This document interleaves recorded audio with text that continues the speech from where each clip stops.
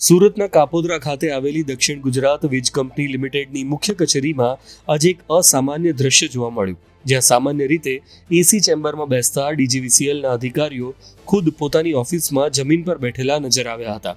આ નજારો ગુજરાતના બે આદિવાસી નેતાઓ કોંગ્રેસના અનંત પટેલ અને આમ આદમી પાર્ટીના ચૈતર વસાવાના વિરોધ પ્રદર્શનના પગલે સર્જાયો હતો.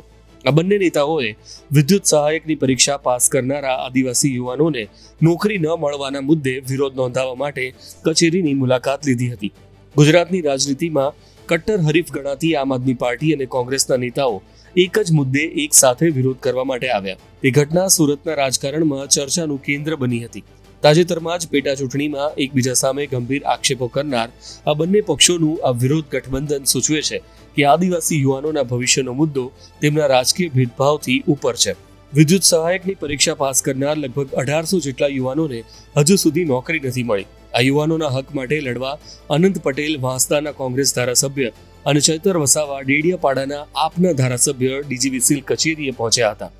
પ્રશ્નનો યોગ્ય જવાબ ન મળતા બંને નેતાઓએ ત્યાં જ જમીન પર બેસીને વિરોધ શરૂ કર્યો હતો. આ અનોખા વિરોધ પ્રદર્શનને જોતા ડીજીવીસીએલના બે અધિકારીઓ પણ તેમની સાથે વાતચીત કરવા માટે જમીન પર બેઠા હતા, જે આ ઘટનાનો સૌથી નોંધપાત્ર ભાગ રહ્યો હતો. ડીજીવીસીએલ યુવાનોના ભવિષ્ય સાથે ચેડા કરી રહ્યું છે. કોંગ્રેસના આદિવાસી નેતા અનંત પટેલે આક્ષેપ કર્યો કે ડીજીવીસીએલ યુવાનોના ભવિષ્ય સાથે ચેડા કરી રહ્યું છે.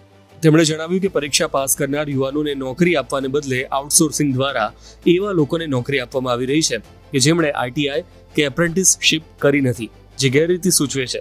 તેમણે ઉમેર્યું કે જુલાઈ મહિનામાં પણ આ જ મુદ્દે વિરોધ કરવામાં આવ્યો હતો, જે બાદ લગભગ 157 લોકોને નોકરી મળી. આમ આદમી પાર્ટીના નેતા ચૈતર વસાવાએ પણ અનંત પટેલના સૂર પુરાવતા જણાવ્યું હતું કે જ્યાં સુધી આદિવાસી સમાજના યુવાનોને તેમની મહેનતની નોકરી નહીં મળે અને યોગ્ય જવાબ આપવામાં નહીં આવે ત્યાં સુધી આ વિરોધ પ્રદર્શન ચાલુ રહેશે.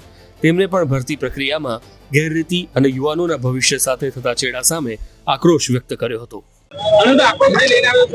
ડીજીવીસીએલ દ્વારા જે જાન્યુઆરીમાં એક્ઝામ લેવાઈ હતી, વિદ્યુત સહાયકની એક્ઝામ લીધા પછી યુવાનોને જે ભરતી કરવાની હતી એ ભરતી નહીં કરતા જુલાઈ મહિનામાં મેં હલ્લાબોલ કચેરીએ કર્યું હતું.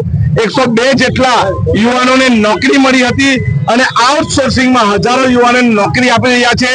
આના અનુસંધાનમાં અમે ફરી એકવાર કચેરીના અધિકારીઓ પાસે જવાબ માંગવા આવ્યા છે કે નવી પરીક્ષા લેતા પહેલા જેણે પરીક્ષા આપી છે, જે ઉત્તીર્ણ થયા છે, એમને નોકરી આપવામાં આવે અને ત્યારબાદ પરીક્ષા લેવામાં આવે.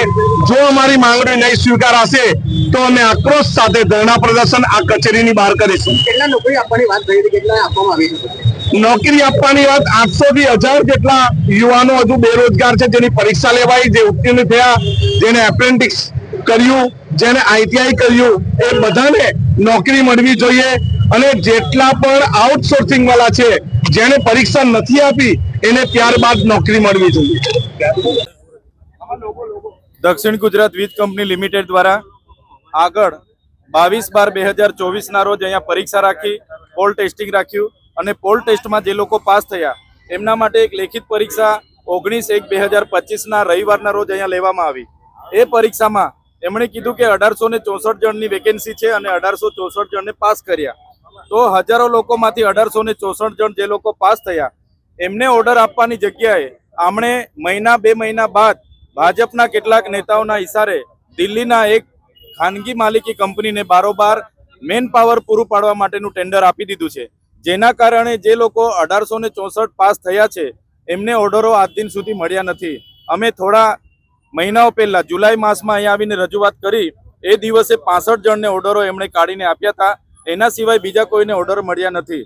તો અમારે સરકારશ્રીને વિનંતી છે કે જે ભરૂચ, નર્મદા, સુરત અને વલસાડના ઉમેદવારોએ પરીક્ષા પાસ કરી છે એ 1864 લોકોને વર્ક ઓર્ડર આપવામાં આવે, એમને નોકરીમાં લેવામાં આવે એવી અમારી માગણી છે. એ લોકોને છેલ્લા 10 મહિના થઈ ગયા ઓર્ડર નથી આપતા અને ખાનગી કંપની બારોબાર પોતાના માણસોને પૈસા લઈને 5-10 લાખ રૂપિયા લઈને ભરતી કરી રહી છે, જેનો અમે વિરોધ કરીએ છીએ. જે લોકો સરકારના પરિપત્ર મુજબ એમની પરીક્ષામાં પાસ થયા છે એમને જ નોકરીના ઓર્ડર આપવામાં આવે એવી અમારી માંગણી છે. બંને વખતે તમે અને અનંતભાઈ આવ્યા હતા, આ વખતે પણ ફરી એ જ મુદ્દો છે. કઈ રીતની લડત રહેશે? વલસાડના પણ ઘણા યુવાનો છે, અમારા વિસ્તારના પણ ઘણા યુવાનો છે, એટલે યુવાનોએ અમને રજૂઆતો કરી છે. આજે પણ અનંતભાઈ પણ આવે છે, અમે પણ છે, અમારી સુરતની પૂરી ટીમ છે. અમારા મહાનગરપાલિકાના વિરોધ પક્ષના નેતા પાયલબેન સાકરિયા છે, એમની કોર્પોરેટરોની પૂરી ટીમ છે, અમારું આખું સંગઠન છે. અમારો બધાનો હેતુ એક જ છે કે જે ઉમેદવારોએ પોતે આટલા ખર્ચા કરીને ભણ્યા છે, ગણ્યા છે અને ઇલેક્ટ્રિકલ આસિસ્ટન્ટની પરીક્ષા જેમણે પાસ કરી છે એમને નોકરીમાં લેવામાં આવે એવી અમારી માંગણી છે. જે ખાનગી કંપનીને ટેન્ડર આપ્યું છે એ લોકો બારોબાર ભરતી કરે છે, એ રદ કરીને 1864 જણને ઓર્ડર આપવામાં આવે એવી અમારી માંગણી છે. આનંદભાઈ, અનેક વખત તમે રજૂઆત કરી છે, શા માટે તમારી રજૂઆત સાંભળવામાં નથી? અમે ગઈ વખતે આવ્યા હતા ત્યારે 65 જણને તાત્કાલિક એમણે ઓર્ડર આપ્યા હતા, પણ આજે પાછા બીજા ઘણા ઉમેદવારો અમારી સમક્ષ આવ્યા છે, એમની ઉંમર પણ પૂરી થવા આવી છે. ત્યારે અમારી બધાની એક જ માંગણી છે કે બધાને ઓર્ડર આપી દેવામાં આવે, અને નહીં તો આ ભરતીનો સમય મર્યાદા 1 વર્ષનો છે. 1 વર્ષમાં ભરતી ઓટોમેટિક રદ થઈ જશે, તો એના પહેલા બધાને ઓર્ડર આપી દેવામાં આવે, એ જ અમારી માંગણી છે.